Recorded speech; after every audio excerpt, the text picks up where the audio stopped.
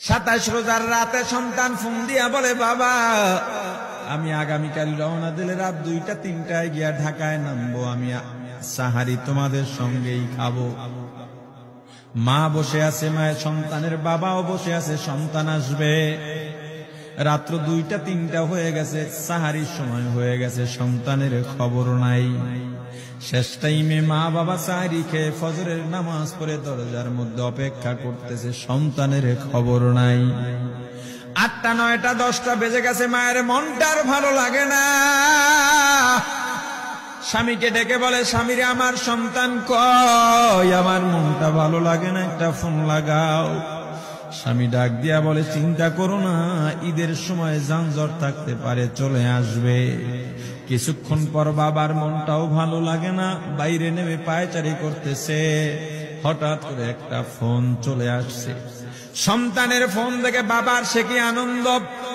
Phone receive করে যখনই সালাম দিল, অপর প্রান্ত থেকে সালামের উত্তরে সন্তানের কণ্ঠ পাওয়া যায় না। বাবা ডেকে বললেন, বাবা তুমি কে? এটা তো আমার সন্তানের কণ্ঠ নয়, তবে মোবাইলটা আমার সন্তানের। ওপার থেকে ডাক দেয়া বলে, আপনি কি এই লোকেই মোবাইলওয়ালার বাবা? বলে, হ্যাঁ। আপনি এখনো বাড়িতে কি করেন? আপনার যেই সন্তান ঢাকা থেকে গাড়ি নিয়া 2500-এর দিকে রওনা দিয়েছিল, ওই গাড়িটা 2500 পৌঁছতে পারে নাই। পথিমধ্যে সংঘর্ষে রাস্তার মধ্যেই অনেকগুলো মানুষ মারা গেছে, অনেক যুবকও তার মধ্যে আছে। রাস্তার পাশে সাদা কাপড় দিয়া ঢাকা। দেখেন আপনার সন্তান এই লাশের মধ্যে আছে কিনা। মোবাইলটা আমি রাস্তার পাশে পড়ে পাইলাম। বাবা পাগলের মতো একটা দৌড় দিছে। মা মনে করছে সন্তান বুঝি কাছাকাছি চলে আসছে।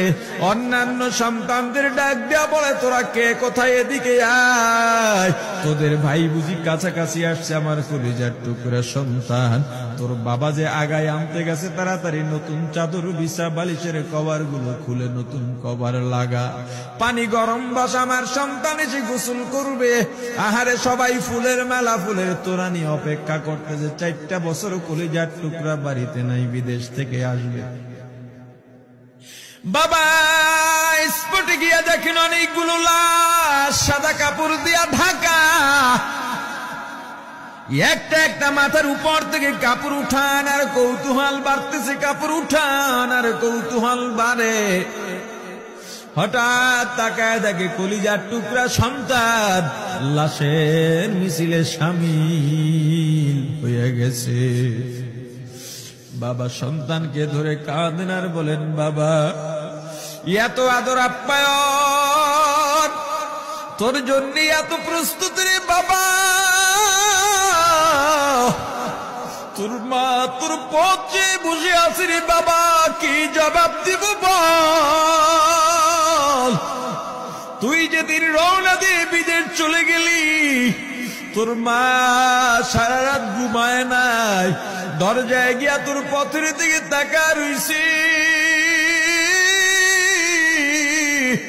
কত রাত আমি মা আমি বাবা দেখলাম, তোর মা গভীর রাতে বিছানায় নাই, খুঁজতে খুঁজতে দেখলাম দরজায় গিয়া তোর মা কাঁদে।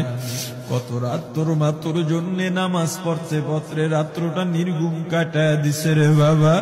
কত রাত তোর মা তোর জন্য দোয়া করতে করতে নির্ঘুম রাত্র কাটায় দিছে। এই 4 বছরে 8টা ঈদ, ঈদের সময় আমরা নতুন কাপড় কিনছি, নতুন কাপড় পরছি। তোর মায়ের জন্য আমি নতুন শাড়ি এনে খাটের উপরে রাখলাম। ঈদের নামাজ পড়ে এসে দেখি কাপড়টা খাটের উপরেই আছে, তোর মা প্রথম ঘরেও নাই, মাঝের ঘরেও নাই, পেছনের ঘরেও নাই।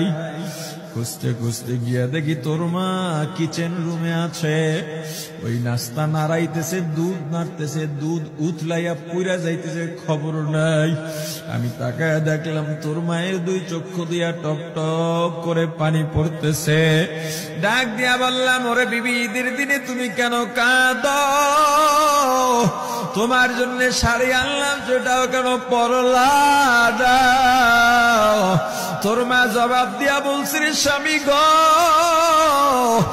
আপনারা যখন নামাজের জন্য রওনা দিয়া গেলেন, আমার অমুক সন্তান আপনার সঙ্গে যায় নামাজ দিয়া নতুন পোশাক পরে নামাজে রওনা দিয়েছে, কত সুন্দর লাগছে দেখতে। হঠাৎ করে তাকায় দেখলাম আমার কলিজের একটা মানিক আপনাদের সাথে নাই। আমার মনটা আর ভালো লাগে না। আমি ফোন দিলাম আমার মানিকের কাছে। ফোন রিসিভ করে বলে, মা নাস্তা বানাইছি, খাইছি, এখনো ছুটিতে আছি, আনন্দ করতেছি, ঘোরাফেরা করতেছি, কিন্তু আমি মায়ের মন। আমি বললাম, বাবা তুই আমাকে পেটে ধরিস নাই, আমি তোকে পেটে ধরছি। আমাকে খুশি রাখার জন্য কত কথাই না বললি। ঈদের টাকা পাঠাইলি, তোর টাকা দিয়া তোর বাবা জামা কিনছে, তোর ভাইরা জামা কাপড় কিনছে, তোর টাকা দিয়ে পরিশ্রমের টাকা দিয়ে আমার শাড়ি কিনছে, গহনা কিনছে, কিন্তু তোর পাশে আমি হাতুড়ের বাড়ির শব্দ কেন পাই? আমার সন্তান বলতে চায় না, পরে বলে, মাগো কাজ করতে আসছি, টাকা নিয়ে কাজ করি, ঈদের দিনেও আমাদের ছুটি দেয় না। ওরে স্বামী বলেন, ঈদের দিনেও যেই সন্তান কাজ করে, এই শ্রমের টাকার শাড়ি আমি মা কেমনে পরব রে? ওরে বাবা, আজকে তুই আসবি, খবর শুনে তোর মা এক সপ্তাহ আগের থেকে ঘুমায় না, তোর জন্য কত রঙের পিঠা বানাইছি, তোর জন্য কত আয়োজন, আমি তোর মাকে কি বলবো বাবা বল। বাবা সন্তানের লাশ অ্যাম্বুলেন্সে উঠে বাড়ির দিকে রওনা দিছে। আহারে বাড়ির কাছাকাছি আসছে, এদিকে মা দরজায় গিয়ে অপেক্ষা করতেছে, গাছের আড়াল দিয়া পথের দিকে তাকায় আছেন। দেখেন একটা গাড়ি আসতেছে, মায়ের সে কি আনন্দ, বাড়ির মধ্যে দৌড় দিছে, তোরা কই তাড়াতাড়ি আয়, ফুলের মালাগুলা নিয়ে আয়, গাড়ি আইসা পড়ছে। বাড়ির দরজা দিয়ে যখন অ্যাম্বুলেন্সের হরেন দিয়া ঢুকতেছে, হুইসেল দিয়া ঢুকতেছে, মা একটা চিৎকার দিছে, ওরে এই মরণ গাড়ি আবার বাড়ি কেন, কার কপাল পুরুষে?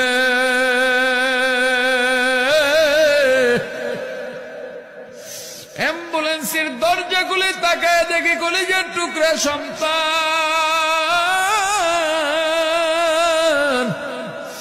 এমন ঘুমাইছে, আর জীবনেও উঠবে না। মা কাঁদেন আর বলেন, ওরে বাবা এটা তোর বিছানা নয়, নতুন চাদর বিছাইছি। বোন কান্দে আর বলে, ভাই আরে তোর জন্য ফুলের মালা পরাইছি, ফুলের মালা বানাইছি, একটু মালা পরাবো। মা ডেকে বলেন, রে সন্তান, 4টা বছর আমি তোর মা ডাক শোনার জন্য অপেক্ষা করছি, তোর জন্য গরম পানি করছিলাম, গোসল করবি, সেই গরম পানি যে তোর জীবনের শেষ গোসল হবে বুঝি নাই। ওরে পর্দা আলীর মাগো, আর কোন ভাষায় বুঝাইলে বুঝবারে মা, দুনিয়ার জীবনটা ক্ষণস্থায়ী, এই দুনিয়ায় নাফরমানি করা যাবে না, এই দুনিয়ায় নাফরমানি করা যাবে না, অহংকার দেখাবার কিচ্ছু নাই, এই দুনিয়া ছেড়ে যাওয়া লাগবে। আল্লাহ এত দয়া করছেন, মায়া করছেন, ওই আল্লাহ